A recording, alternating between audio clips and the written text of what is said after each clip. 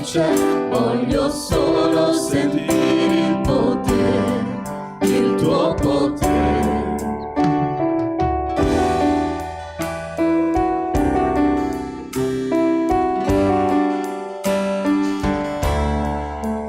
Noi siamo qui assetati di te, vieni oh Dio,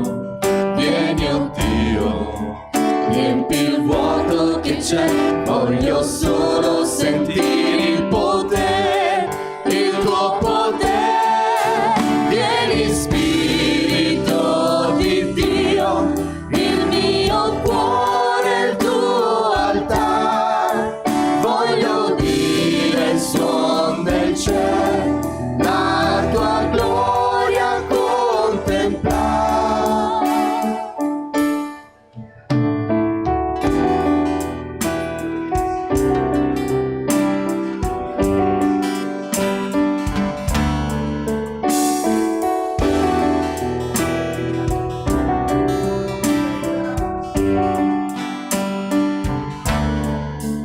Noi siamo qui assetati di te, vieni oh Dio,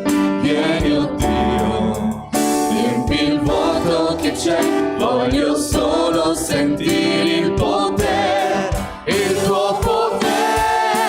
Vieni Spirito di Dio, il mio cuore, il tuo altare, voglio udire il suon del cielo, la tua gloria contemplare.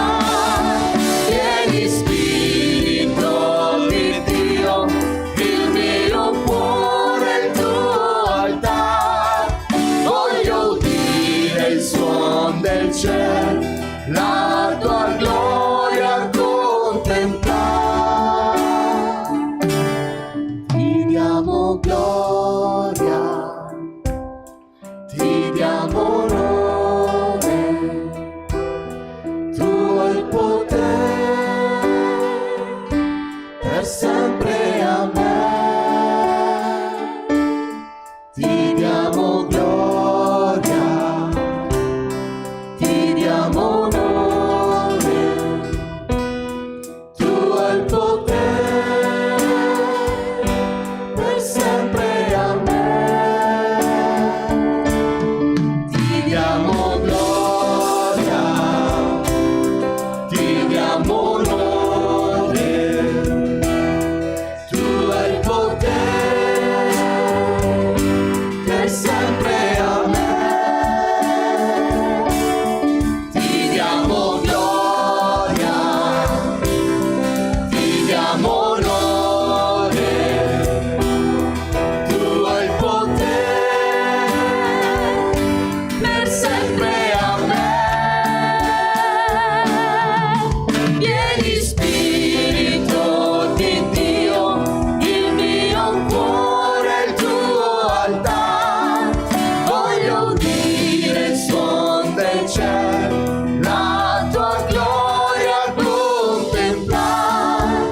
Vieni Spirito di Dio, il mio cuore, il tuo altare, voglio udire il suon del cielo, la tua gloria contemplare.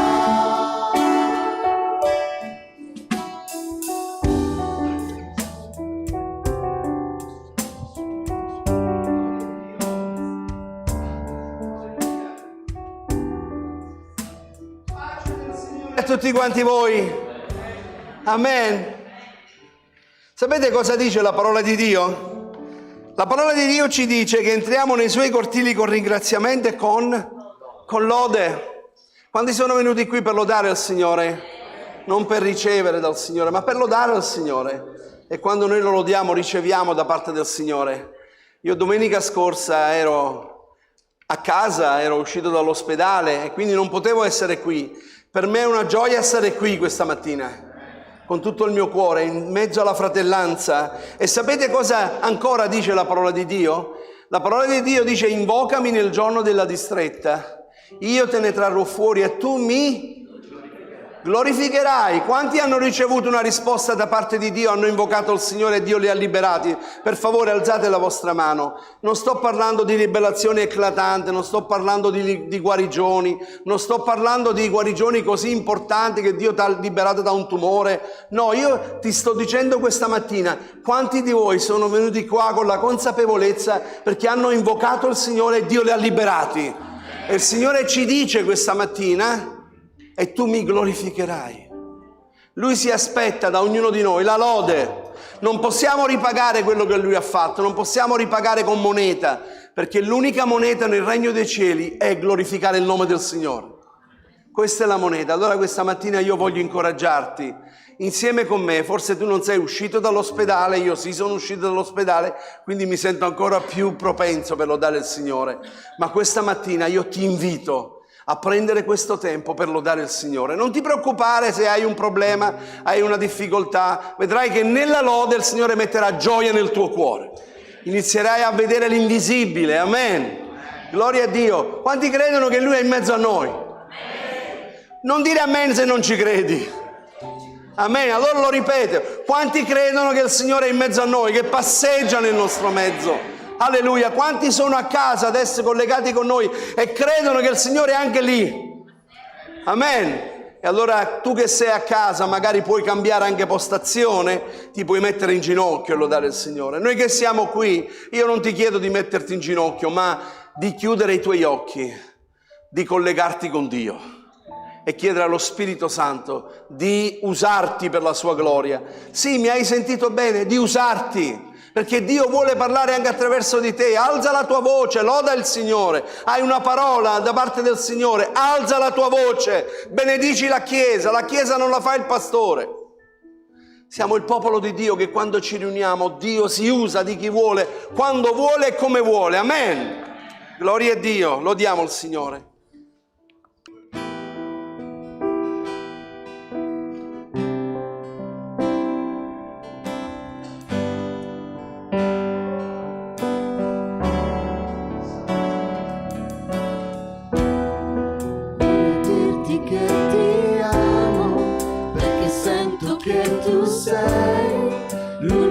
Che mi conosce, che capisce il mio cuore, perché da quando ti conosco io mi sento importante, perché hai lasciato il cielo per venire in me.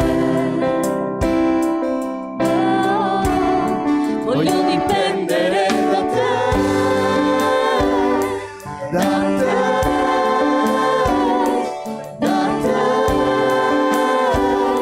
Gesù, voglio dipendere da te, da te, da te. Gesù, voglio dipendere da te.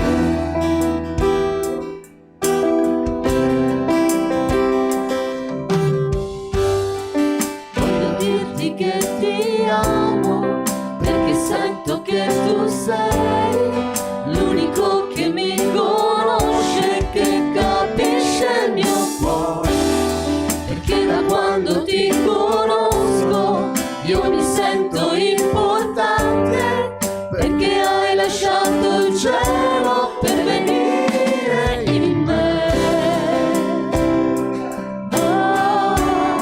Voglio dipendere da te,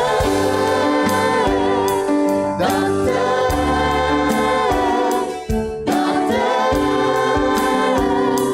Gesù, voglio dipendere da te,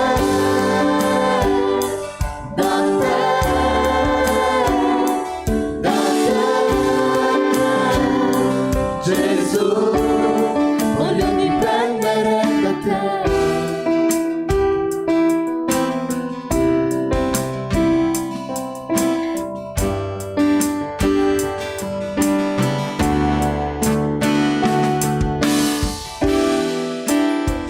Sono io ad aver scelto te, ma tu hai scelto me.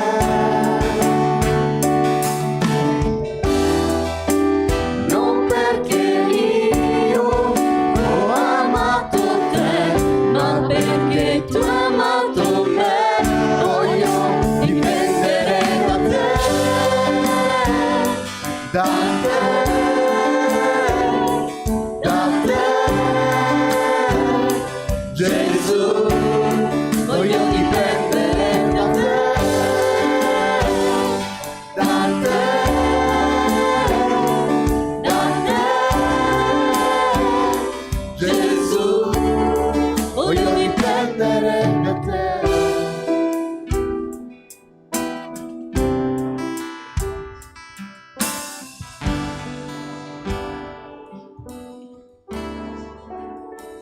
Signore, per le nostre vite. Signore, fa che il nostro orecchio sia attento a Te. Alleluia, gloria a Gesù. Grazie Spirito Santo. Grazie Signore, per quello che Tu vorrai fare, Signore. Alleluia. Oh sì, Signore. Oh, alleluia a Te, Signore. Alleluia a Te, Gesù. Vogliamo dipendere da Te, Signore. Alleluia. Una chiesa che non dipende da Te non è la Tua chiesa, Signore. Vogliamo dipendere da Te, Signore, dal Tuo Santo Spirito. Vogliamo piacere a Te, Signore. In tutto quello che noi facciamo, desideriamo piacere a Te. Signore, adesso che stiamo per uscire con la corale, Signore, vogliamo piacere a Te.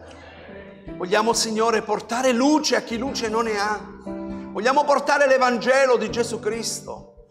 Vogliamo, Signore, far sì che attraverso di noi possano vedere la Tua gloria, Signore, in un mondo dove vive nelle paure, difficoltà. Signore, Tu sei la nostra forza. E noi chiediamo allo Spirito Santo di guidare ogni cosa, Signore. Manda i Tuoi angeli intorno a noi affinché possiamo, Signore, manifestare la Tua gloria nel nostro mezzo. In qualunque posto noi andremo, Signore, vuoi Tu proteggere, Signore, vuoi Tu guidare, Signore, vuoi Tu dare nuove forze. Te lo chiediamo nel nome di Gesù. Nel nome di Gesù. Grazie, Signore. Alleluia, gloria a Te. Meno 4. Ok, gloria a Dio. No, ma il bello è che poi mi dicono: pastore, ma non dai spazio alle testimonianze. Beh, voglio ringraziare il Signore per ieri. È stato veramente, per noi che l'abbiamo organizzato, una gioia vedere tanta partecipazione. Mi dispiace che dopo aver mangiato non avete ringraziato il Signore per quello che ha fatto per voi in questo anno, però veramente ho gioito ed ho goduto dello stare insieme con ogni fratello durante la serata. È stato veramente bello e spero vi sia piaciuto a tutti. Spero che se ripeteremo una cosa del genere ci sia ancora più partecipazione, perché è buono, è bello ed è piacevole quando i fratelli dimorano assieme. Ieri sera è stata un'occasione proprio per questo. Ringrazio il Signore. Qualcun altro? Sì, oh che meraviglia, gloria a Dio. Lidia, è una gioia per noi. Pace a tutti, io colgo l'occasione anche per presentarmi. Io sono Lidia, mio marito Emanuele è più timido di me. Noi veniamo da Palermo, siamo qui da quasi 5 anni. Ringrazio Dio perché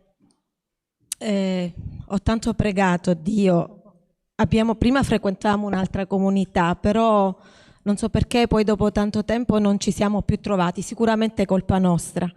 Però ho tanto pregato Dio che ci conducesse. Noi siamo nati e cresciuti nella fede, quindi io so cosa vuol dire avere una famiglia cristiana. Per me è importantissimo, sono cresciuta in questo ambiente sano e santo davanti a Dio. E ringrazio Dio perché ci ha condotti qua. Ringrazio Dio per come ci avete accolto, per ieri sera ci siamo sentiti a casa, per il cibo che hanno preparato i ragazzi, tutto buono. Mi sono veramente rallegrata. Ringrazio Dio per l'amore che provo, anche se, dicevo anche alle sorelle, le conosco da poco tempo, ma è come se le conoscessi da tanto tempo. È un amore grande, questo è l'amore di Dio che unisce tutti i suoi figli. Ringrazio Dio per il pastore, per come ogni giorno anche quel messaggino, quella parolina, quell'esortazione per me è una medicina che ogni giorno magari sana qualche piccola ferita. Per me purtroppo non è stato un anno bello, perché quest'anno ho perduto mia cugina, mio zio e cosa più importante il mio papà, che era pastore. Io sono figlia di pastore,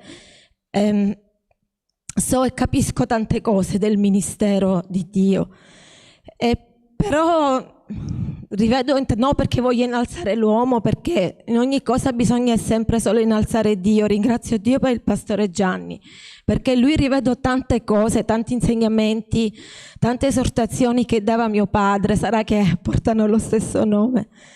Però ringrazio Dio perché mi ha donato questa famiglia speciale. Dio vi benedica.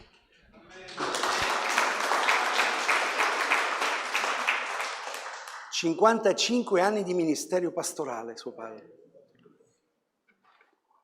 Io sto appena a 22, quest'anno 23. Quindi potete dire ne hai di anni davanti, vero? Avete pensato tutti così, ma... Io sto pregando il Signore che susciti colui che Lui ha chiamato a ministero. Tu puoi fare la scuola biblica, noi possiamo individuare, vedere, ma se non è Dio che ti ha chiamato, sei nei guai. Amen. Andiamo alla parola di Dio. Il messaggio di questa mattina che il Signore ha messo nel mio cuore in questi giorni, che ho detto, Signore, non so neanche se predicherò io, perché in realtà io non riesco a stare, questa è una verità, dopo l'intervento che ho ricevuto, più di 10 minuti, al massimo un quarto d'ora e devo andare in bagno. Quindi ho detto, non so neanche se riesco a stare lì. E di solito la predicazione dura più di un quarto d'ora, ma sto bene. Sto bene. Quello che voglio condividere con voi questa mattina, c'è la locandina? Sì. Abbiamo diversi questa mattina che sono a casa, che non stanno bene, anzi vi prego di pregare in modo particolare. Guardate che quelli che cantano nella corale, quelli che suonano, sono importanti. Se manca uno, non è che abbiamo da poterlo cambiare, specialmente i musicisti. Quindi preghiamo il Signore. Abbiamo anche i concerti in piazza e quindi preghiamo il Signore che ci mette degli angeli che soffiano calore con chi sta suonando, che li riscalda. Amen. Sei anche tu un trapiantato? Sembra strano? Ma è una verità. Quando è che ho ricevuto questo messaggio? L'ho ricevuto in ospedale. Perché in ospedale ho incontrato una persona che è stata trapiantata di cuore. E parlando del più e del meno con questa persona mi ha detto che quando ha avuto il trapianto di cuore ha conosciuto il Signore di più. Wow! Mentre invece l'altro che avevo nella mia stanza, che era di fronte a me, che è una persona molto preparata, molto colta, si dichiarava ateo. Però mi ha chiesto, perché io cantavo di notte, come vi ho detto ieri, quelli che erano qui, la sera mi mettevo un po' a cantare, bassa voce, ma cantavo. Poi, quando chiudevano tutti per spegnere, io non cantavo più. Però lui di notte mi ha detto, pastore, non potresti cantare ancora, perché mi fa bene. Caspita! Mi sono messo sì a cantare un po', ovviamente senza disturbare mi sono messo a cantare. Noi siamo il buon profumo di Cristo. Sai che hai il profumo di Cristo addosso? E gli altri lo avvertono. Lo sai? Quando una donna esce, inizia ad avere un bambino, quindi è incinta, sapete la prima cosa che si sviluppa in lei cos'è? Io lo so molto bene. Inizia a sentire tutti gli odori e inizia a dirti, per favore, non fare quello, mettere tutti gli odori, perché ha una crescita dentro di sé. Chi sta cercando il Signore si inizia a sviluppare un odore particolare, perché c'è qualcosa che sta crescendo, è una ricerca, qualcosa che sta crescendo, e quindi viene vicino a te e sente se hai il profumo di Cristo o che profumo hai. Non importa quello che tu predichi, non importa quello che tu dimostri in qualche modo attraverso la tua conoscenza, quello che conta è come ti comporti. Siete d'accordo con me? È la prima cosa che vedono. Allora, un trapiantato di cuore. Ora voglio leggervi 2 versi con la parola di Dio. Venite con me in Ezechiele, capitolo 11, versetto 19. Vi parlerò di un vero trapianto di cuore. Questo è il credente quando nasce di nuovo. Ezechiele 11, 19 dice: e io darò a loro un medesimo cuore. Cioè non hai un altro cuore. Tu hai e devi avere il cuore di Gesù. Metterò dentro di loro uno spirito nuovo, un nuovo spirito. Quindi dentro di noi abbiamo lo spirito di Dio. Questa è la promessa che è stata fatta nell'Antico Testamento. Toglierò dal loro corpo il cuore di pietra e metterò in loro un cuore di carne. Questo è un vero e proprio trapianto. Questo è quello che Dio fa quando una persona riceve Gesù quale Signore e Salvatore nella propria vita, apre il suo cuore davanti al Signore e Dio toglie quel cuore di pietra e mette un cuore nuovo. Geremia capitolo 24 versetto 7, questi due versetti, leggeremo insieme. Anche qui il Signore dice, sempre nell'Antico Testamento, fa una promessa e dice: darò loro un cuore per conoscere me. Lo devo ripetere? Approfondiamo. Dio ti dà un cuore nuovo, ma questo cuore ha un significato. Questo cuore Dio lo mette dentro di te. Per quale motivo, per quale ragione Dio mette questo cuore nuovo dentro di te e dentro di me? Per quale motivo Dio ha messo un cuore nuovo dentro di me? Lo ha messo, darò loro un cuore per conoscere me. Guardate com'è bellissima la parola di Dio e com'è meraviglioso. Non ci dice di conoscere una denominazione cristiana, anche se, gloria a Dio, il popolo di Dio è così vasto. Conoscere me.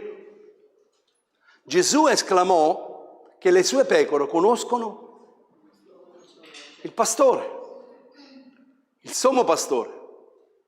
Ci sono purtroppo nelle chiese molti che sono pastorizzati. Proprio il termine è proprio... perché conoscono il pastore, quello che dice il pastore cade tutto, cioè proprio il pastore ha detto, ma il pastore ha detto, benissimo il pastore ha detto, ma Dio cosa ti ha detto? Sai che tu hai un Dio personale? È vero che qui dice un medesimo cuore. Perché questo medesimo cuore? Perché Gesù ha detto, anzi Paolo ha detto, che dobbiamo avere lo stesso sentimento che è stato in chi? In Cristo Gesù. I sentimenti da dove partono? Dal cuore. Quindi un medesimo cuore, un obiettivo insieme, quello di annunciare Cristo, quello di proclamare Cristo. Ecco, allora come vi dicevo ieri, scusatemi, voglio completare il versetto 24:7. Darò loro un cuore per conoscere me, che sono l'Eterno. Essi saranno il mio popolo e io sarò il loro Dio, perché ritorneranno a me con tutto il loro cuore. Un cuore che conosce Dio, un cuore che riconosce la voce di Dio. Gesù disse a Nicodemo, un dottore della legge, uno che conosceva molto bene la legge: devi nascere di nuovo.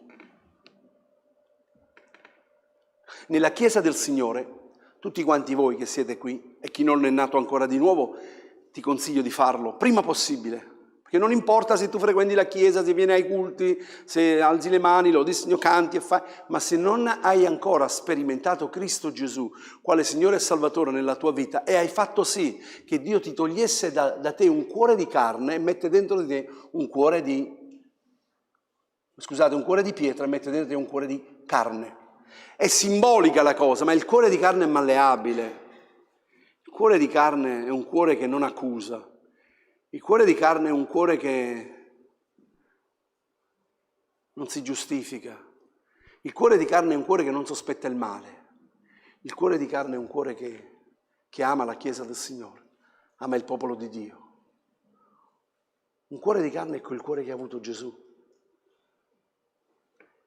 È un cuore che, pur essendo stato frustato, picchiato, maltrattato, sputato addosso, ha detto: Padre, perdonali. Cuore di carne. E dice che noi dobbiamo assomigliare a Cristo Gesù. Quelli che Egli ha preconosciuti li ha predestinati ad essere all'immagine del suo Figlio Gesù Cristo. So che è difficile, te lo posso garantire, è molto difficile, però che bella vittoria quando tu su queste cose riesci a passarci sopra, a prenderti, a scrollarti di dosso la polvere e guardi al Signore e dire: Signore, io servo te. Ma non hai nulla contro queste persone, non li condanni. Davide è l'uomo secondo il cuore di Dio. Per quale ragione? Per quale motivo? Fratelli, io vi consiglio di studiare la vita di Davide. Non l'andate a leggere come una storia, ma prendete e studiate la vita di Davide, perché il Signore dice l'uomo secondo il suo cuore. Un uomo che viene preso non in considerazione dalla propria famiglia, perché quando arriva il profeta per cercare di ungere il nuovo re a casa di suo padre, lui era a pascolare il gregge e il padre gli presenta tutti i figli, ma lui era quello, sì, ce n'è un altro. E il profeta disse: finché non lo fai venire qui, io non mi muovo da qui.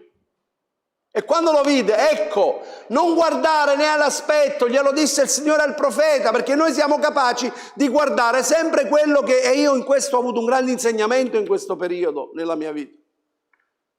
E guardo le cose da un occhio di vista differente, ma ho bisogno che il Signore unge ancora sempre di più i miei occhi, il mio cuore, perché io possa vedere come Lui vede, per la responsabilità che ho.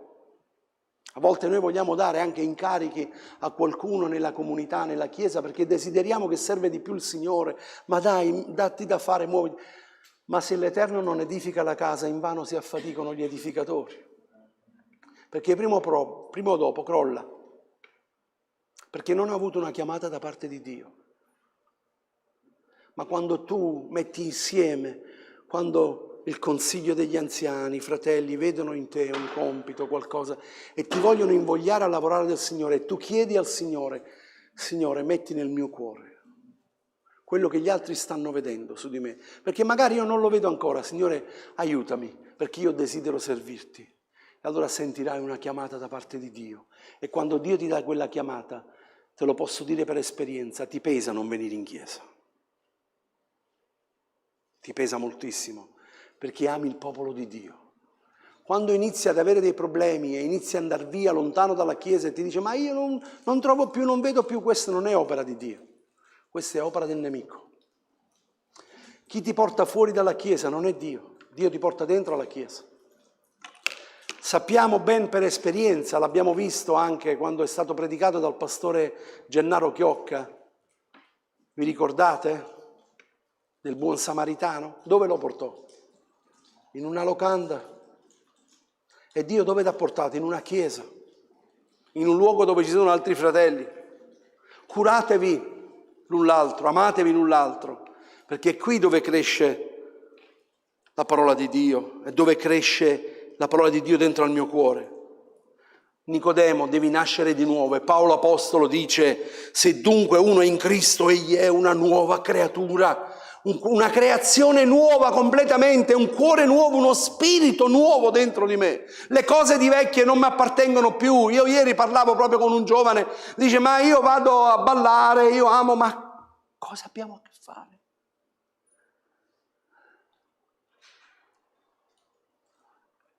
Io sempre, anche quando non ero pastore, ho cercato di approfondire sempre di più la conoscenza biblica, e me ne compro di tutti i tipi, di tutte le traduzioni, vado a vedere nei mercatini se trovo altre traduzioni antiche, li vado a comprare, li metto insieme.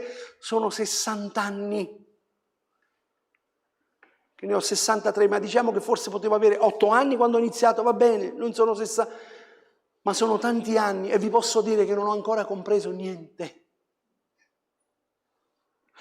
della gloria di Dio. Niente! Niente.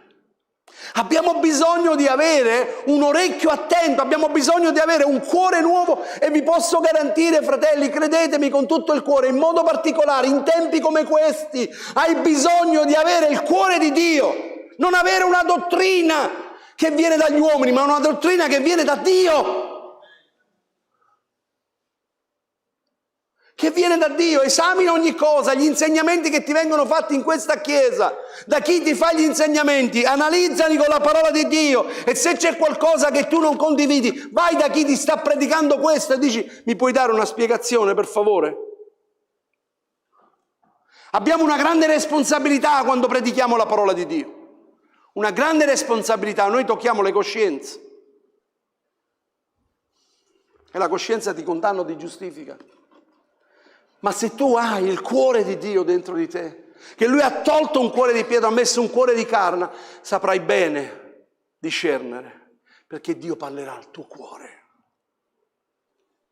Parlerà al tuo cuore. Gesù fece un'osservazione, perché i discepoli chiesero qualcosa al Signore dicendo: ma è bene che mangiamo queste cose, che si mangiano queste cose? Perché allora la legge vietava di mangiare determinate cose, ma questo è quello che poi anche Paolo dovette scrivere in una delle sue lettere. E venite con me in Matteo al capitolo 15, dal versetto 5 al versetto 20, dice così: Pietro allora gli disse: spiegaci la parola. E Gesù disse: anche voi siete ancora incapaci di comprendere? Non capite che tutto quello che entra nella bocca va nel ventre e poi viene espulso nella latrina? Ma ciò che esce dalla bocca viene dal cuore.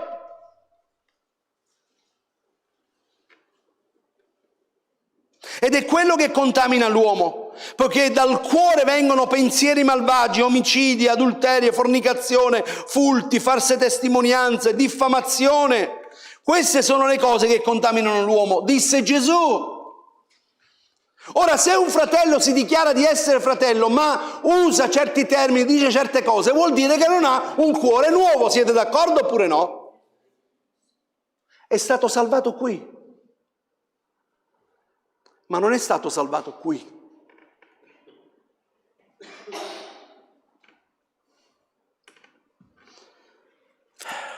Io in questi giorni leggevo proprio una cosa e me la sono scritto qua davanti alla Bibbia.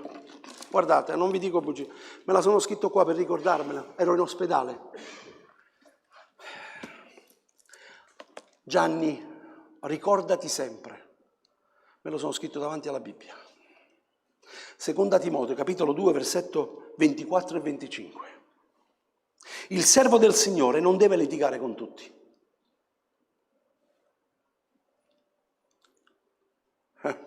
Capace di insegnare, paziente, deve istruire con mansuetudine gli oppositori nella speranza che Dio gli conceda loro di ravvedersi per riconoscere la verità.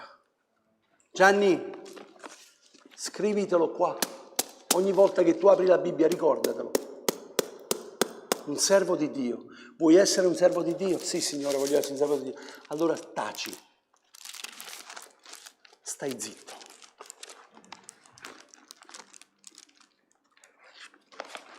Qua se Dio non parla prima al pastore della chiesa. E ho detto: Signore, aiutami. Non è facile. Paolo, scrivendo agli Efesini, dice, capitolo 1, versetto 18, egli illumini gli occhi del vostro cuore. Ma come? Il cuore ha gli occhi? Avete mai visto un cuore con gli occhi? Allora vuol dire che quando guardiamo le cose non le guardiamo con gli occhi del cuore. Le stiamo guardando con un altro sentimento.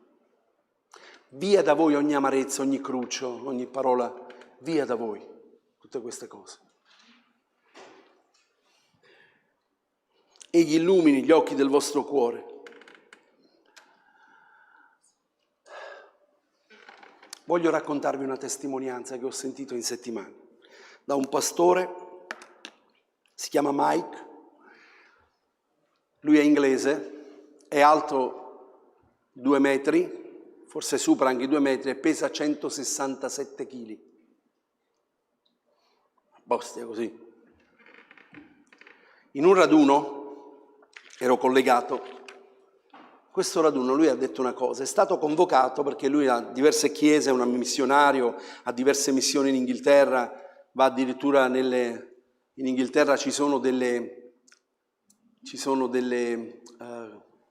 gruppi che si riuniscono sottoterra, si riuniscono sotto le ferrovie, dietro le ferrovie, sono tutti tatuati, tutti una roba incredibile. E lui va lì a predicare l'Evangelo, in mezzo a loro. Fa paura solo guardarli.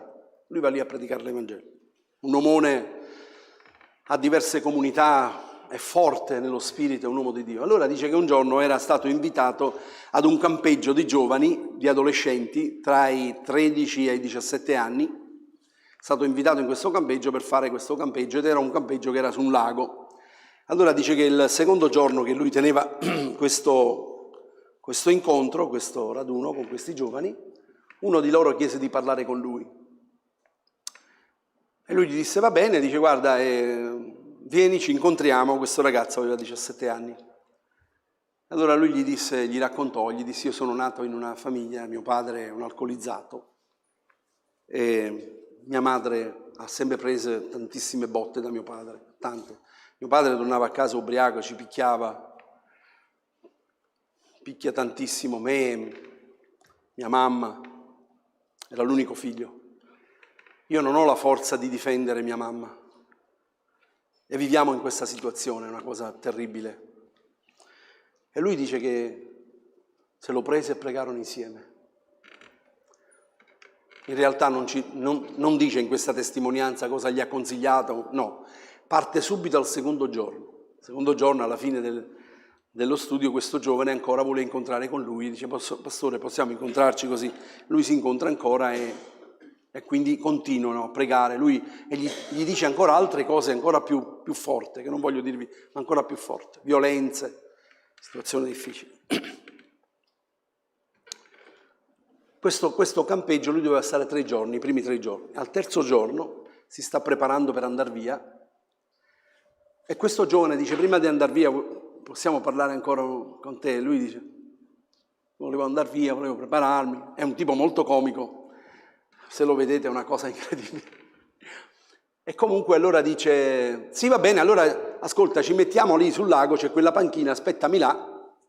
E quindi erano lì e si incontrano. E questo giovane praticamente dice che a un certo punto iniziò a cambiare un po' il tempo, era un po' fresco. Lui aveva un bellissimo cardigan che gli avevano regalato questo pastore, sto ragazzo era a mezze maniche, quindi aveva freddo. Mentre stava parlando con lui, dice che lo Spirito Santo parlò al suo cuore e gli disse, prestagli il tuo maglione. E lui disse, no, è molto comico, non se ne parla neppure, prestagli il tuo maglione. Allora lui prese il maglione e gli disse, guarda, se hai freddo mettiti il mio maglione. Ma no, mettiti il mio maglione. Dice, se lo vedevate era una cosa, cioè gli andavano qua, gli andava qui il maglione a lui. Però dice che sto ragazzo a un certo punto si accarezza questo maglione, lo tiene così, ogni volta che parlava con lui se lo accarezza, si girava le maniche così intorno al collo. Un'altra voce, regalaglielo. No! Oh no? Me l'hanno regalato, è stato lui dice trovare un maglione per me non è facile, bianco, bellissimo, regalagli il maglione. Dice poi, lui dice, sapete quando il Signore insiste? Sì, dice, lo sapete quando Dio poi dice, daglielo. E lui dice, guarda, se ti piace proprio, a malincuore, tienitelo. Lui no, davvero, sì, tienitelo. E lui pensava, dice, ma lui mi diceva, pastore, a me non mi va questo, cosa mi regali? C'è una cosa, me lo tengo volentieri. Vabbè, sono passati 16 anni. Lui ritorna in questa città e lo chiamano a un convegno pastorale, dove lui doveva predicare a tanti pastori che erano lì del posto. E c'è un giovane che lo va a interpretare.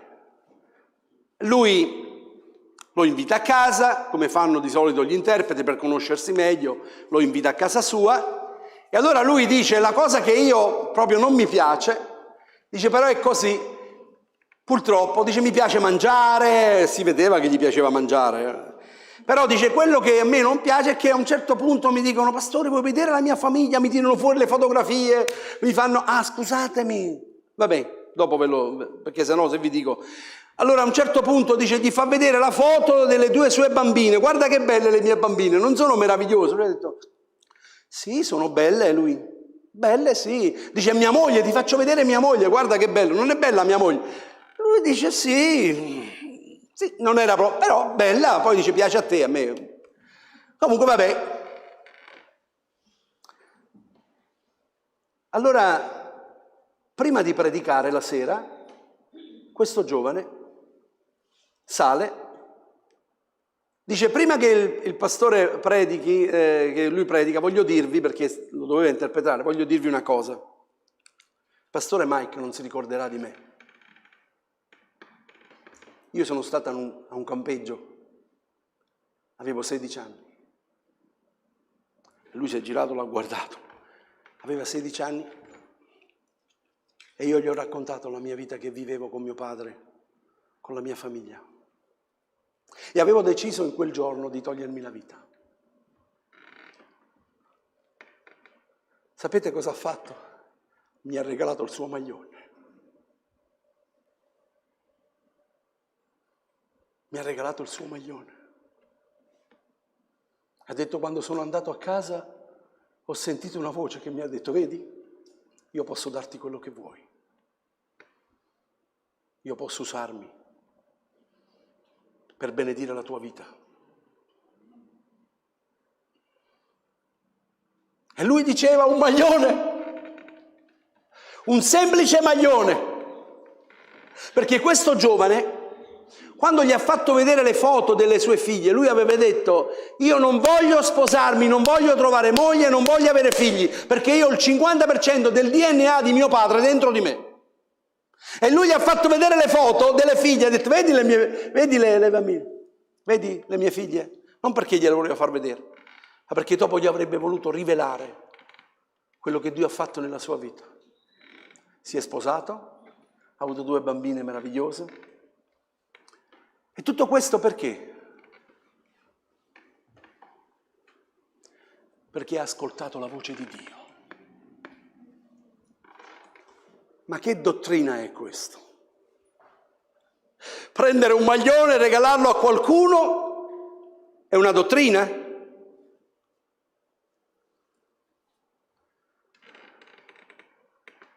Ma ditemi una cosa. Quanti insegnamenti noi vediamo di Gesù nella parola di Dio che lui ha preso la Bibbia e ha insegnato?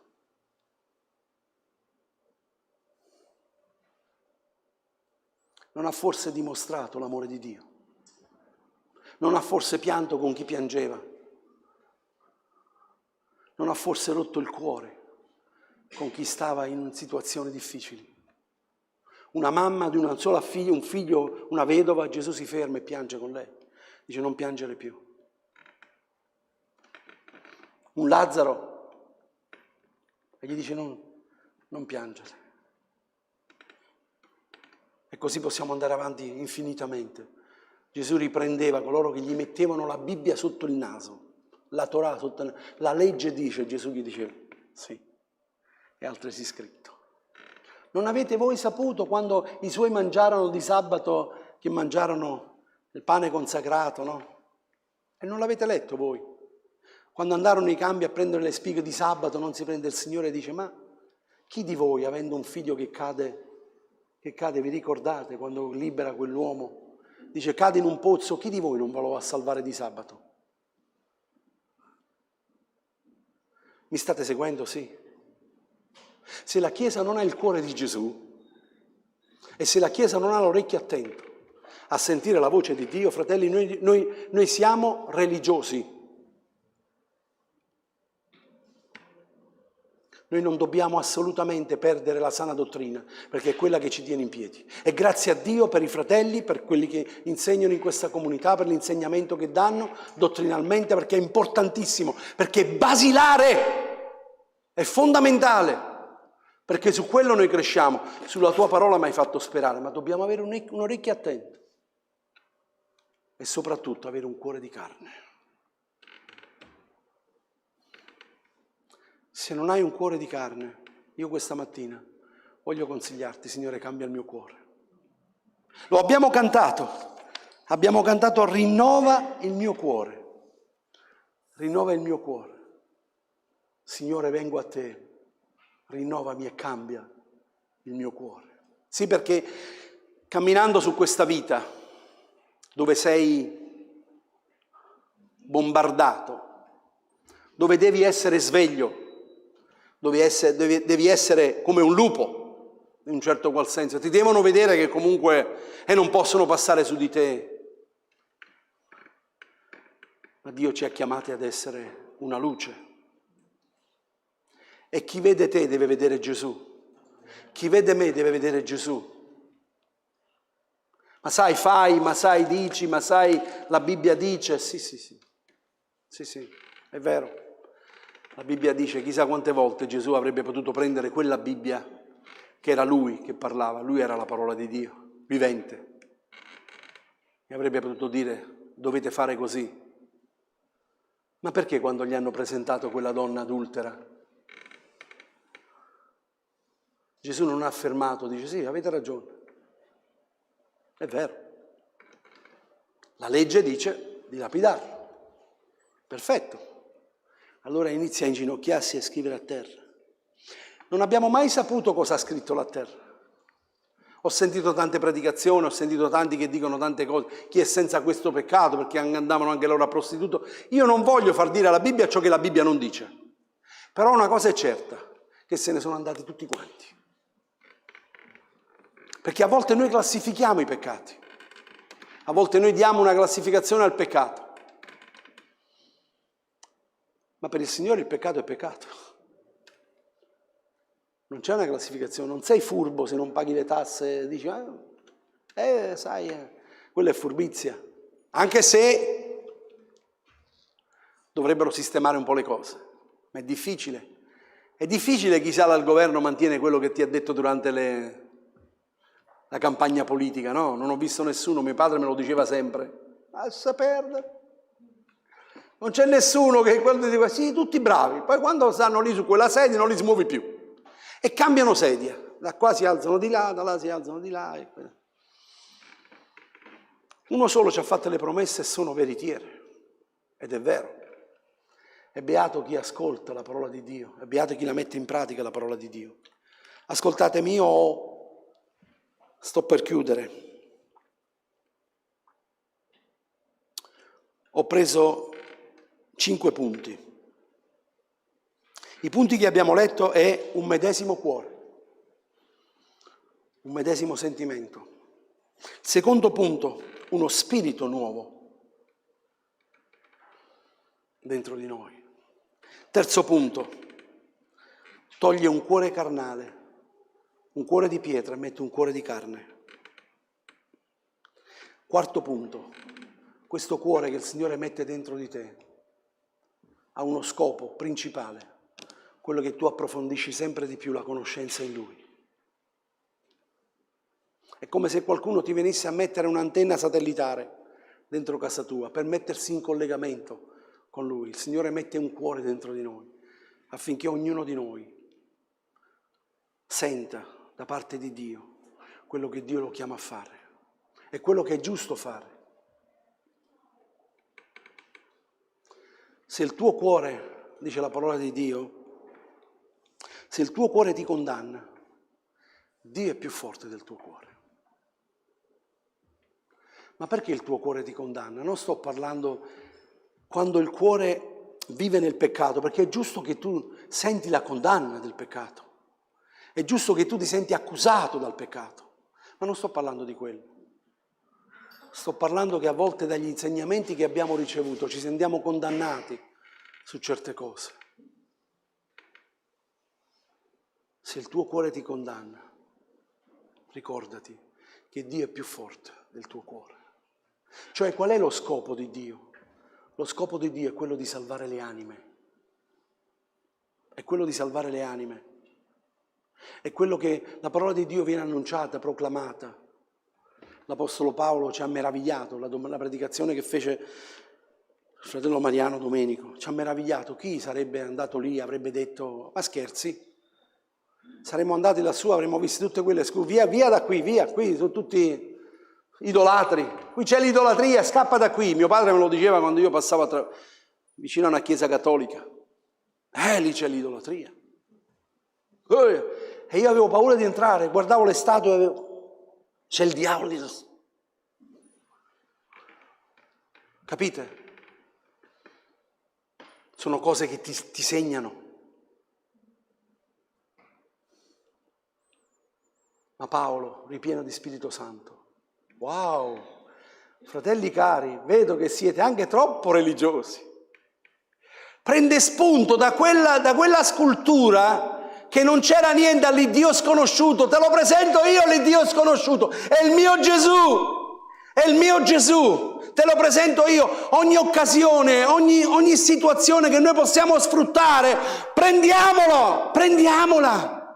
Se il Signore ti dice di toglierti il maglione e darlo a qualcuno, toglilo, daglielo. D'altronde Gesù lo disse, se ti prendono la tunica, daglielo. Perché tu non sai che cosa può succedere in questa azione, in questo atto che noi facciamo. Che cosa accade? Noi è vero, abbiamo preso il banco alimentare, andiamo a raccogliere, ma tu non sai cosa succede in questa azione. Perché è qui che noi dimostriamo. Ma no, noi siamo chiamati a predicare l'Evangelo. Certe cose noi siamo chiamati, lasciamo queste cose che le facciano gli altri. No, Gesù sfamava le folle. Gesù non li ha mandati a casa le folle. Anzi, si è preoccupato perché come faranno questi qui a tornare indietro? Perché devono fare tanto viaggio. Cosa avete? Portatelo qui, diamogli da mangiare. E se tu non senti questo nel tuo cuore, se non sentiamo, vuol dire che il Signore deve ancora compiere qualcosa nella nostra vita. Siete d'accordo oppure no? Un tempo mi raccontarono nel tempo del fascismo che si invitavano le persone a casa, un po' era un po' già superato quel tempo, perché mio padre è stato incarcerato per il fascismo. L'hanno messo in carcere perché era un protestante.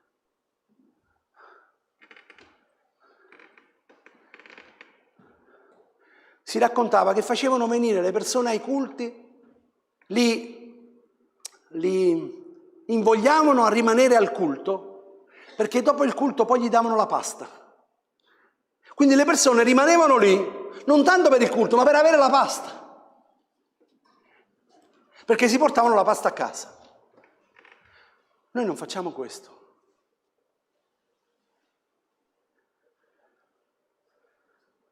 Noi diamo per amore e preghiamo per chi diamo la roba, perché la loro vita possa cambiare, perché il Signore possa intervenire nelle loro case, perché possono avere in abbondanza e quello che hanno ricevuto magari lo possono dare anche agli altri, perché dobbiamo sempre ricordarci che possiamo essere noi in quella condizione,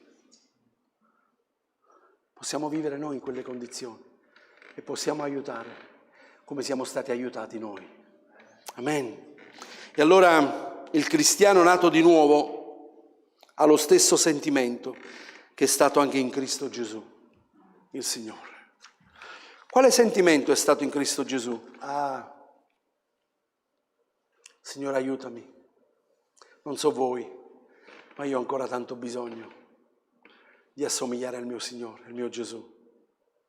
E dire, Signore, fa che io ogni giorno, come dice in Isaia, al capitolo 50, se non mi sbaglio, al versetto 4, Isaia 50, versetto 4,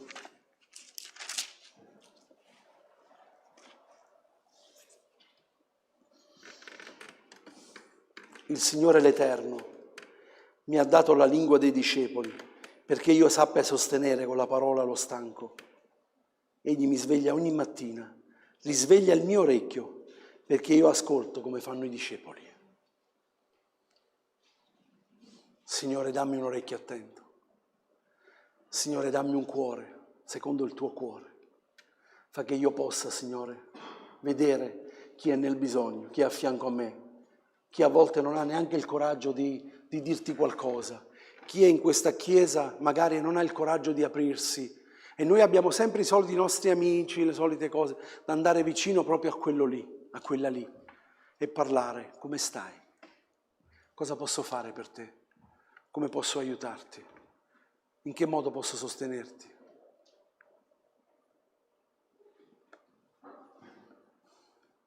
Una chiesa che ha il cuore di Dio. Siete d'accordo con me? Alziamoci in piedi. Potete ricantare: Signore, vengo a te, rinnova e cambia il mio cuore. Amen. Alleluia, gloria a Dio. Quanti hanno ricevuto la parola questa mattina da parte del Signore? Alleluia. E quanti vogliono dire al Signore: Signore, rinnovami. Amen. Signore, cambia. Signore, tu mi hai dato un cuore nuovo. Fa che questo cuore, Signore, io lo sfrutti per te. Che io cerchi sempre il tuo volto, la tua faccia, quello che tu, Signore, hai da dirmi. Signore, grazie per gli anni che mi hai dato. Signore, grazie che se mi tieni ancora qui in vita è perché tu hai un proposito per me. Se mi hai salvato non è perché io lo meritavo, non ero più bravo degli altri, ma tu mi hai scelto perché io ti servissi. Amen. Non sei felice che Dio ti ha scelto? Amen. Amen. Fratelli, dobbiamo morire. Amen. Dobbiamo morire. Non sei felice che Dio ti ha scelto? Amen. Gloria a Dio. Amen. Facciamolo sentire al diavolo. Amen. Dio mi ha scelto, mi ha fatto un suo figliuolo. Gloria a Dio. Alleluia. Non sono stato io a scegliere il Signore, è Lui che ha scelto me. Amen. Cantalo con tutto il cuore. Signore, vengo a te. Fai una promessa questa mattina. Signore, se senti il desiderio, io lo sento sempre. Signore, rinnova il mio cuore. Alleluia. Perché voglio volare in alto con te. Amen. Quanti vogliono volare con il Signore? Hanno paura di cadere giù. Non vi preoccupate. Alleluia. Oh, stringimi, Signore.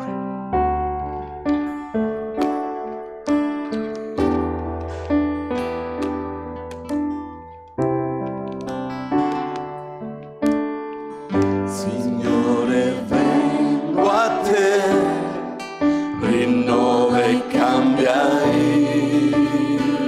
il mio cuore per la grazia che ho trovato.